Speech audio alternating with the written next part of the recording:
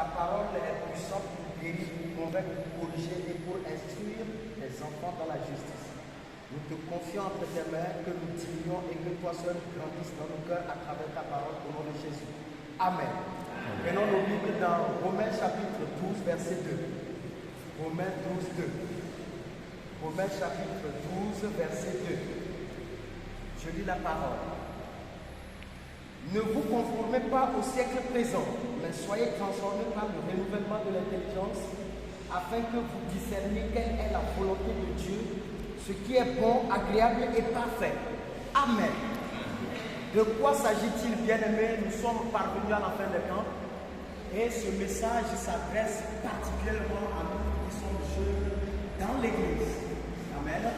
La Bible nous fait comprendre ici que c'est l'apôtre Paul qui parle aux Romains.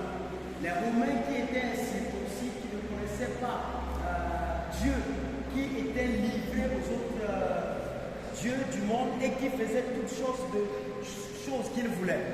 Mais il est arrivé à un moment que l'apôtre Paul, sur le territoire des Romains, leur a dit: ne vous conformez pas au siècle présent. Quel est le siècle présent?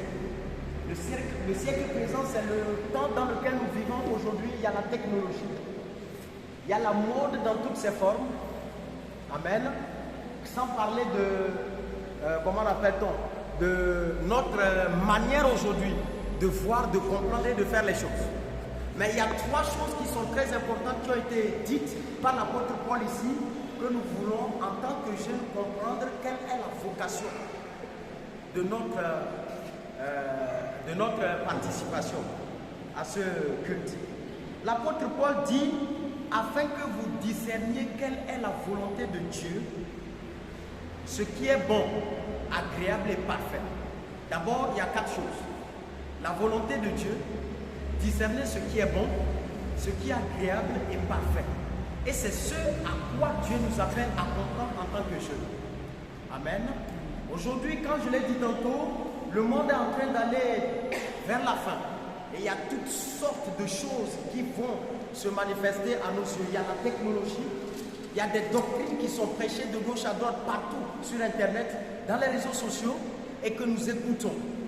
Mais en les écoutant, est-ce que, dans ce que nous écoutons, est-ce que nous pouvons discerner la volonté de Dieu, ce que nous entendons? Est-ce que nous pouvons discerner ce qui est bon pour Dieu?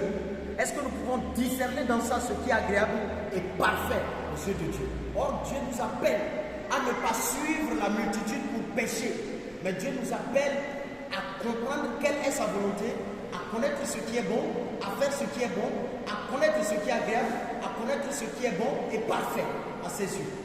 En tant que jeunes soldats pour l'armée de Dieu, Dieu nous interpelle ici à comprendre que nous sommes dans le monde, mais nous n'appartenons pas au monde. Amen. Et comme on pouvait le dire, nous ne combattons pas avec la chair et le sang. Amen. Mais c'est avec l'esprit et que nous combattons. Et les armes avec lesquelles nous combattons ne sont pas charnelles mais spirituelles. Ici, l'apôtre parle de notre manière de faire de ce siècle présent, de notre époque, de notre génération. Ce que nous devons faire ici, c'est de ne pas suivre la multitude, ce que les autres font. Je vais le faire. Je prends l'exemple des élèves au lycée ou au primaire. Je vois les élèves habillés en mini-jupe. Je pars chez le tailleur, je coupe ma jupe. Et moi aussi, je vais m'habiller comme ça. Ou bien les pantalons, les jeunes garçons. Va serrer le pantalon quand il marche, tu vois tes fesses. Tout ça là, c'est ce que l'apôtre Paul nous évite de faire. Amen. Donc nous ne devons pas suivre la foule et pécher. Mais nous devons comprendre quelle est la volonté de Dieu pour nous, d'être renouvelés dans notre être intérieur qui est l'intelligence. Amen. Donc aujourd'hui, bien-aimés, nous sommes les jeunes de la relève de l'église de demain. Et il est important pour nous, quand nous venons à l'église, en tant qu'une armée qui veut posséder les nations, d'abord, quand nous sortons, ce n'est pas ce que nous disons que les hommes vont nous croire ou les gens vont nous croire, mais ce que nous sommes parle plus que ce que nous faisons. Amen. Ce que je suis, sans avoir ouvert ma bouche, parle plus que quand j'ouvre ma bouche. Quand on m'analyse de la tête jusqu'aux pieds, est-ce que ce que je suis, physiquement parlant, reflète ce que je vais dire de ma bouche? C'est ce que l'apôtre Paul dit. Donc si on se comporte comme les hommes du monde, nous ne pouvons pas pas être une armée qui peut posséder ou bien qui va posséder les nations comme pour Christ. Amen. Donc nous devons être une armée qui comprend et connaît la volonté de Dieu. La volonté c'est quoi? De Dieu, c'est que nous soyons tous sauvés et parvenir à la stature parfaite de Christ dans l'unité, dans la foi. Amen. Donc quand Christ nous voit, c'est que nous tous, nous devons être appelés à avoir le même niveau de foi, la même connaissance de Jésus-Christ, afin d'être sauvés le soir de notre vie. C'est ça la volonté de Dieu.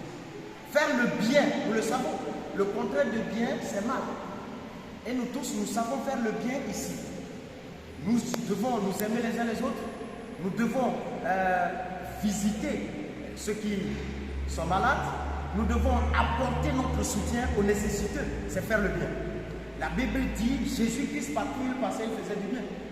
Il guérissait, il nourrissait la foule. Il faisait des miracles. Amen. Et nous, à notre tour, nous devons connaître ce qui est bon à faire dans la maison de Dieu en tant que jeunes. Amen. Qu'est-ce qui est agréable aux yeux de Dieu? Ce qui est agréable aux yeux de Dieu, c'est que quand Dieu nous voit, notre cœur, notre pensée, notre vie, notre caractère ressemble à Christ. C'est ce qui est agréable aux yeux de Dieu. Amen.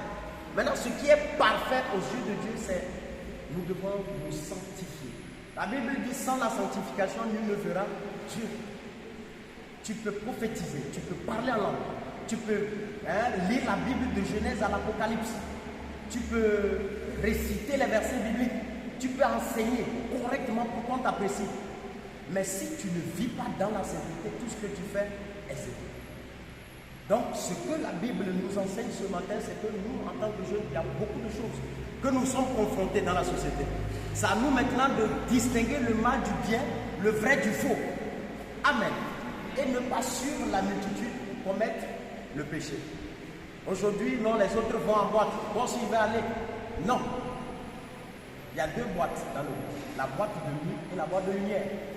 La boîte de lumière, c'est nous les chrétiens qui représentent les disciples de Jésus. Amen. La boîte de nuit, c'est les païens, la foule, le monde. Amen. Eux, ils sont conduits par le maître du monde qui les envoie dans la boîte de nuit. Comme le nom l'indique, boîte de nuit. Nuit, tous les chats sont gris. Amen. Donc, ici, nous sommes dans la boîte de lumière qui est Christ. Nous devons refléter Christ afin que nous soyons des jeunes armés qui vont posséder les nations pour Christ. Que Dieu bénisse sa parole et fasse de nous des enfants, des jeunes qui comprennent sa volonté, ce qui est bon, ce qui est agréable et parfait aux yeux de Dieu au soir de notre vie. Que Dieu nous aime, que Dieu nous bénisse. Le bon de nous allons prier. Nous allons prier.